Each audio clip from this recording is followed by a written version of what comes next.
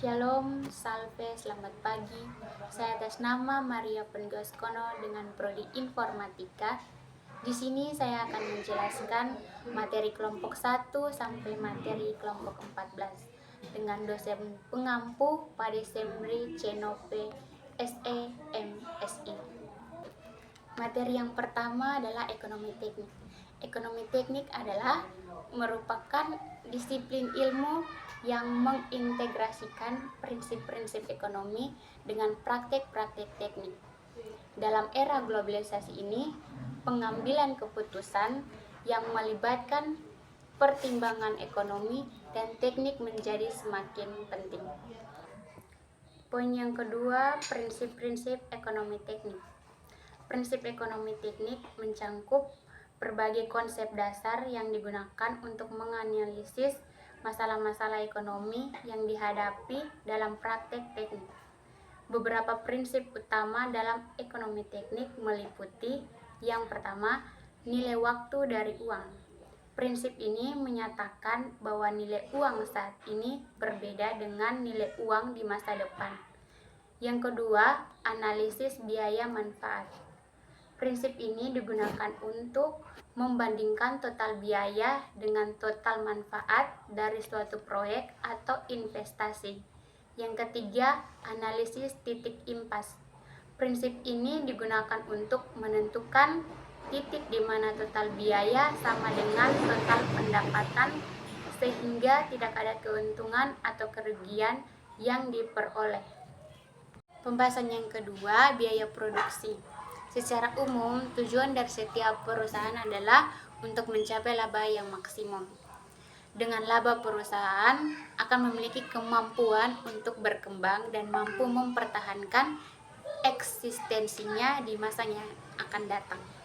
Laba adalah selisih lebih pendapatan atas beban sehubungan dengan kegiatan usaha.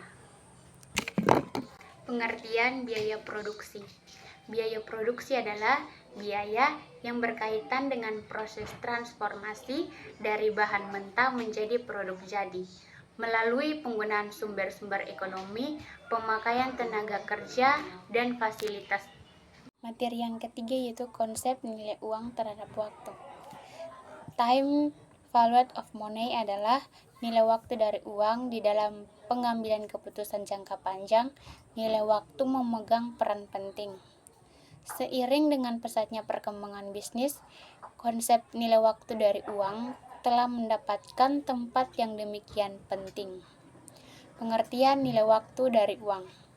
Konsep nilai waktu dari uang berhubungan dengan tingkat bunga yang digunakan dalam perhitungan aliran kas.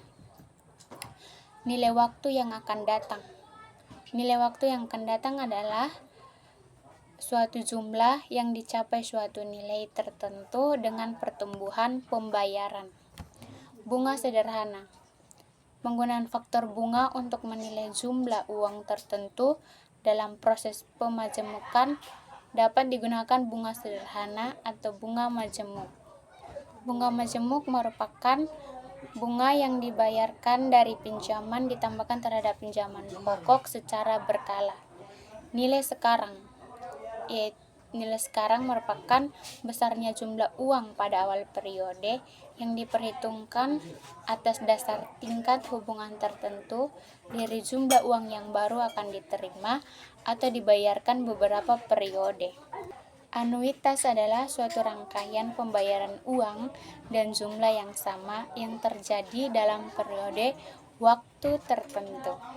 Jadi kesimpulannya adalah konsep nilai waktu dari uang adalah konsep yang memperhatikan waktu dalam menghitung uang. Artinya, uang yang dimiliki seseorang pada hari ini tidak akan sama nilainya dengan 1 tahun yang akan datang. Materi yang keempat adalah metode ekonomi teknik. Pengertian metode ekonomi teknik.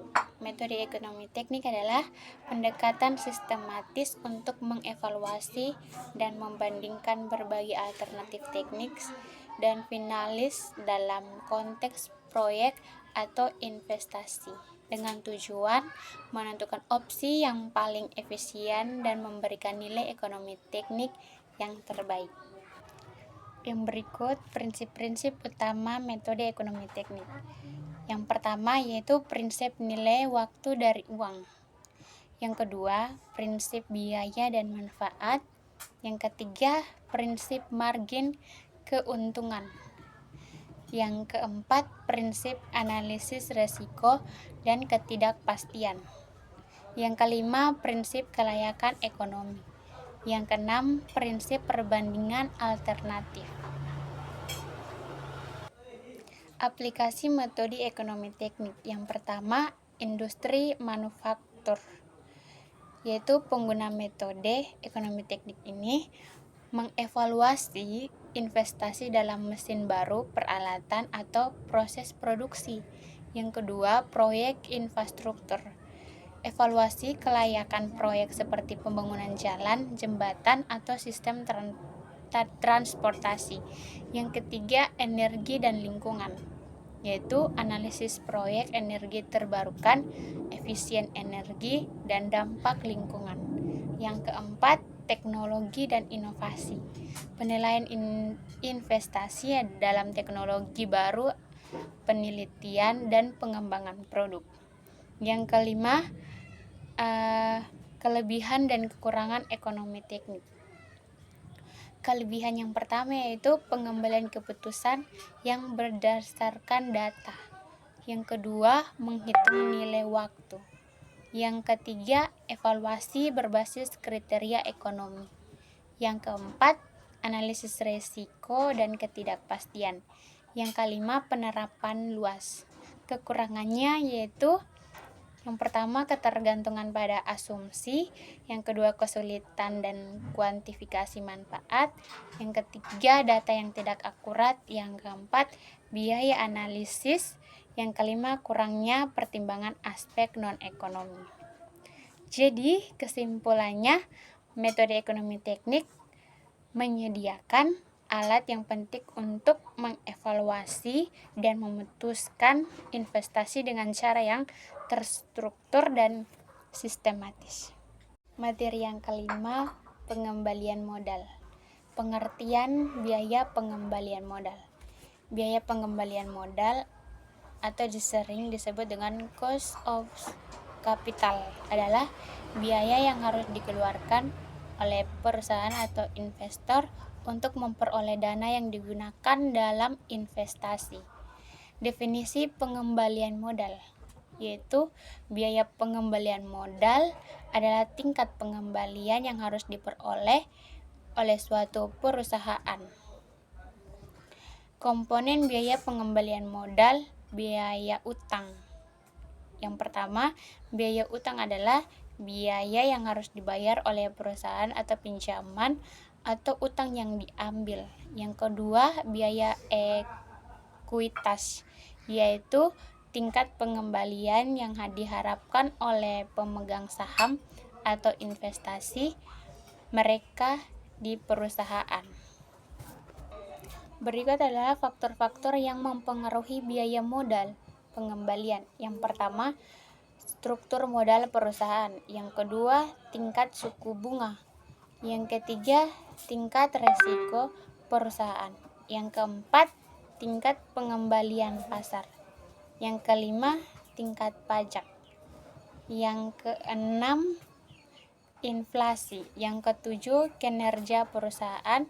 Yang kedelapan, likuiditas pasar modal. Yang kesembilan, faktor eksternal. Berikut adalah kelebihan dan kekurangan pengembalian modal. Yang pertama, kelebihannya panduan pengambilan keputusan investasi. Yang kedua, optimal struktur modal. Yang ketiga, penilaian risiko. Yang keempat, memfasilitasi nilai pemegang saham. Kekurangan biaya pengembalian modal. Yang pertama, kesulitan dan estimasi. Yang kedua, pengaruh faktor eksternal. Yang ketiga, biaya utang yang berlebihan. Yang keempat, tidak selalu relevan untuk proyek jangka pendek. Jadi, kesimpulannya adalah biaya pengembalian modal adalah konsep penting yang membantu perusahaan dalam mengukur biaya yang harus dikeluarkan untuk memperoleh pendanaan dari berbagai sumber seperti utang ekuitas dan saham preferences. Berikut adalah materi presentasi kelompok 6, yaitu tingkat pengembalian minimum dalam metode nilai masa depan. Tingkat pengembalian minimum metode masa depan adalah tingkat pengembalian terendah yang diperlukan untuk mencapai tujuan keuangan tertentu. Dalam menentukan tingkat pengembalian minimum, investor harus mempertimbangkan yang pertama biaya modal, yang kedua tujuan keuangan. Berikut adalah faktor-faktor yang mempengaruhi penetapan tingkat pengembalian minimum. Beberapa faktor diantaranya yaitu biaya kesempatan. Biaya kesempatan merupakan pengembalian yang hilang dari pilihan alternatif yang tidak dipilih. Yang kedua, inflasi, yaitu tingkat inflasi mempengaruhi daya beli uang di masa depan.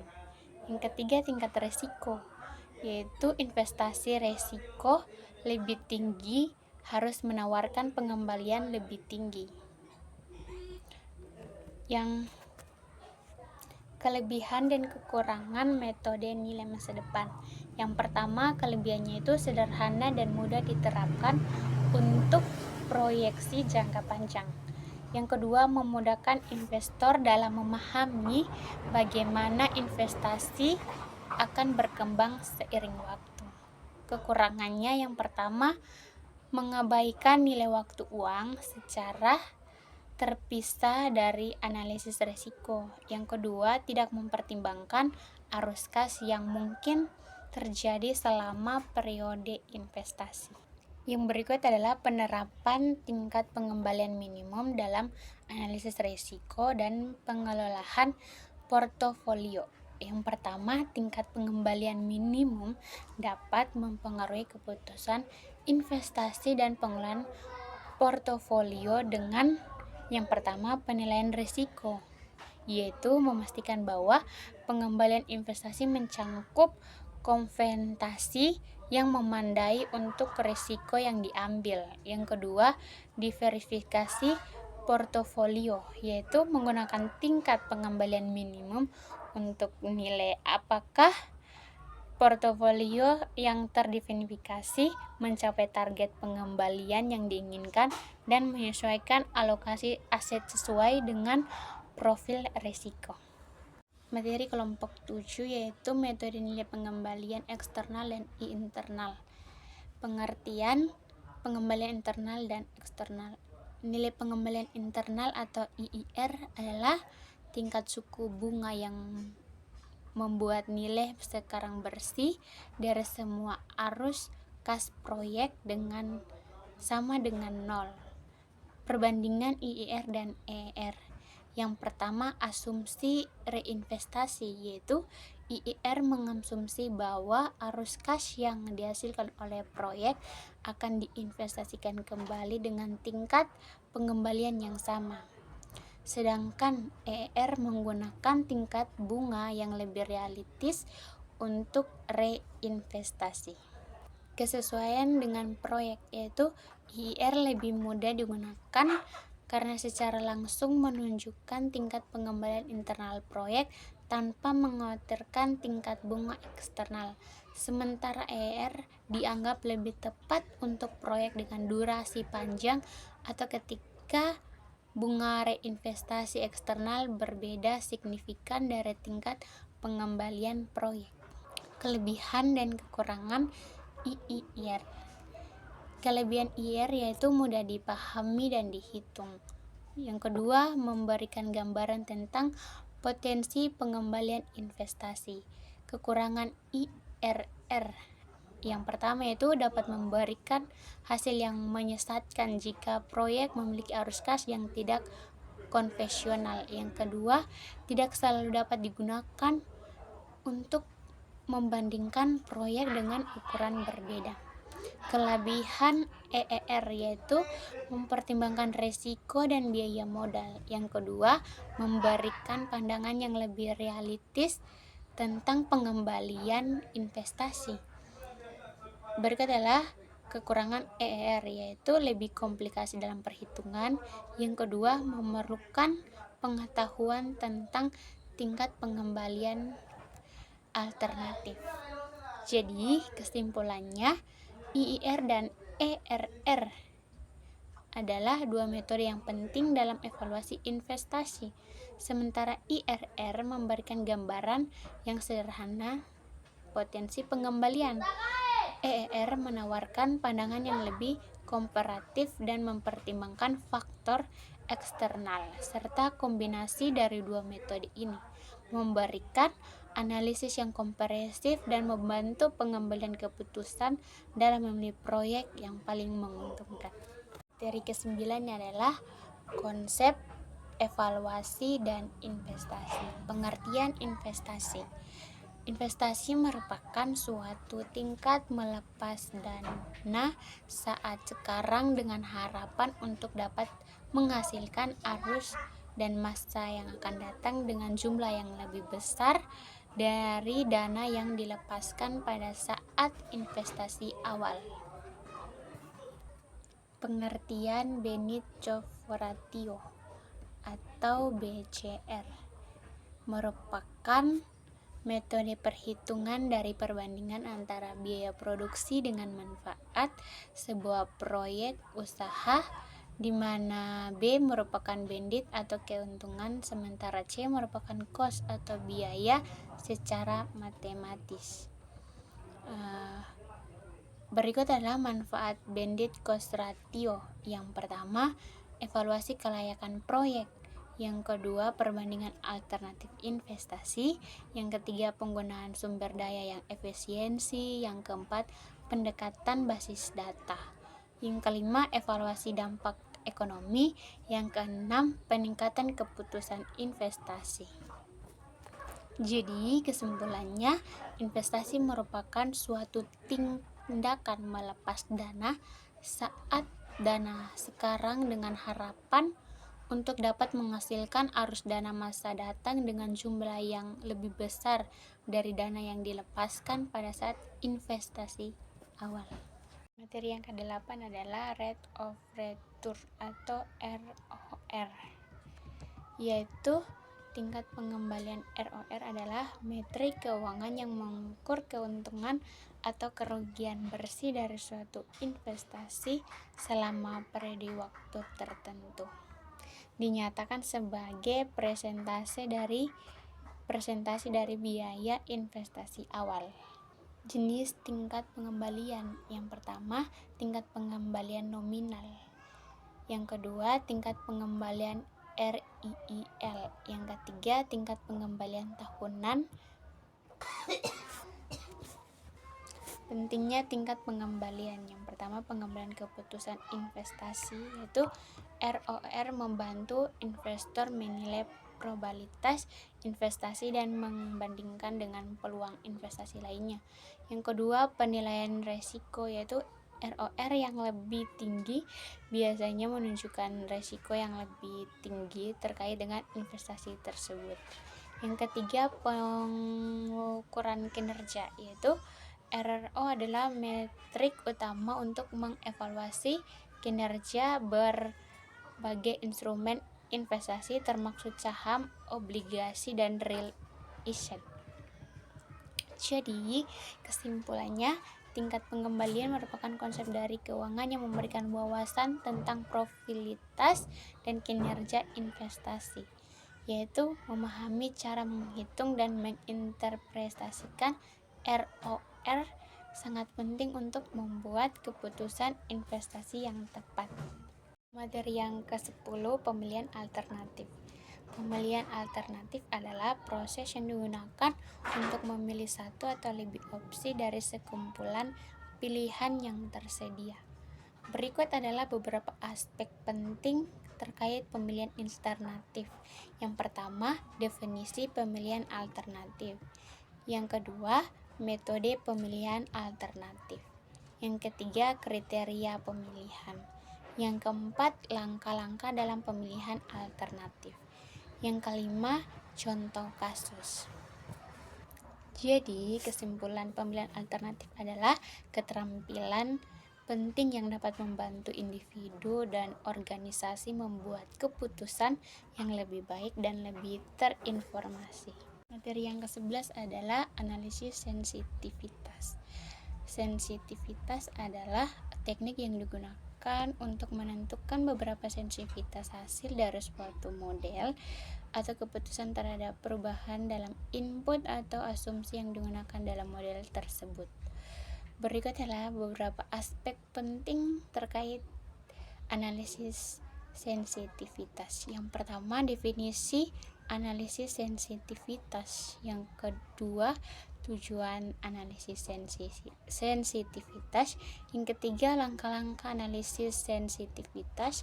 Yang keempat, metode analisis sensitivitas. Yang kelima adalah contoh kasus. Yang keenam adalah kelebihan dan kekurangan. Kelebihan dan kekurangannya itu membantu dalam mengambil keputusan yang lebih baik dengan memahami resiko. Kekurangannya itu hasil analisis sensitivitas sangat bergantung pada asumsi yang digunakan. Jadi, kesimpulannya, analisis sensitivitas adalah alat yang berguna untuk membantu pengambilan keputusan, memahami dan mengelola ketidakpastian dalam berbagai konteks. Materi yang ke-12 yaitu break even point. Break even point adalah titik di mana total pendapatan sama dengan total biaya sehingga tidak ada keuntungan atau kerugian. Berikut adalah penjelasan lebih lanjut mengenai break even point. Yang pertama, definisi break even point. Break even point adalah jumlah unit yang harus dijual untuk menutupi semua biaya tetap dan variabel. Yang kedua, komponen dan perhitungan break even point. Yang pertama itu ada biaya awal, yaitu biaya yang tidak berubah terlepas dari jumlah produk yang diproduksi atau dijual. Yang kedua, biaya variabel, yaitu biaya yang berubah seiring dengan jumlah produk yang diproduksi atau yang dijual. Yang ketiga, harga jual per unit, yaitu harga yang ditetapkan untuk menjual satu unit produk. Yang keempat adalah grafik break even point. Grafik break even point biasanya menggambarkan hubungan antara total biaya, total pendapatan, dan jumlah unit yang dijual. Yang kelima adalah keuntungan break even point, yaitu yang pertama pengambilan keputusan, yang kedua perencanaan keuangan, yang ketiga analisis resiko. Yang keenam adalah keterbatasan break even point, yaitu asumsi konstanta, yaitu break even point mengasumsi bahwa biaya tetap dan variabel serta harga jual tetap yang mungkin tidak selalu berlaku dalam pabrik. Yang kedua, tidak memperhitungkan faktor eksternal. Break even point tidak memperhatikan faktor eksternal seperti permintaan pasar, persaingan, dan perubahan ekonomi. Jadi, kesimpulannya, break even point adalah alat yang sangat berguna dalam manajemen keuangan dan pengembalian keputusan bisnis. Dengan memahami break even point, perusahaan dapat lebih baik merencanakan strategi penjualan dan pengelola biaya untuk mencapai profitabilitas. Materi kelompok 13 yaitu tentang depresiasi dan pajak. Depresiasi dan pajak adalah metode akuntansi yang digunakan untuk menghitung penurunan nilai aset terwujud atau aset tetap suatu perusahaan dengan menetapkan penurunan nilai suatu aset dari waktu ke waktu. Berikut adalah beberapa poin penting dalam depresiasi dan pajak. Yang pertama, refleksi penurunan nilai aset. Yang kedua, metode depresiasi. Berikut adalah dampak depresiasi terhadap pajak, yaitu penghasilan kena pajak. Yaitu depresiasi mengurangi penghasilan kena pajak sehingga mengurangi kewajiban pajak. Yang kedua, arus kas, yaitu depresiasi tidak melibatkan arus kas keluar tetapi mengurangi kewajiban pajak sehingga meningkatkan arus kas. Yang ketiga yaitu nilai buku. Depresiasi mengurangi nilai buku aset yang dapat mempengaruhi nilai perusahaan. Berikut juga adalah 3 pertimbangan pajak, yaitu 1. Masa manfaat aset. Yang kedua, nilai sisa. Yang ketiga, aturan pajak. Kelebihan depresiasi yaitu membantu perusahaan dalam merancangan pengganti aset yang sudah rusak atau usang. Kekurangannya adalah dalam depresiasi dan pajak adalah depresiasi merupakan biaya non-kas sehingga tidak memerlukan pengeluaran kas. Materi ke-14 yaitu analisis investasi dengan mempertimbangkan pajak. Pajak penghasilan merupakan pajak yang dikenakan atas keuntungan dari investasi, seperti dividen bunga dan keuntungan dari penjual aset.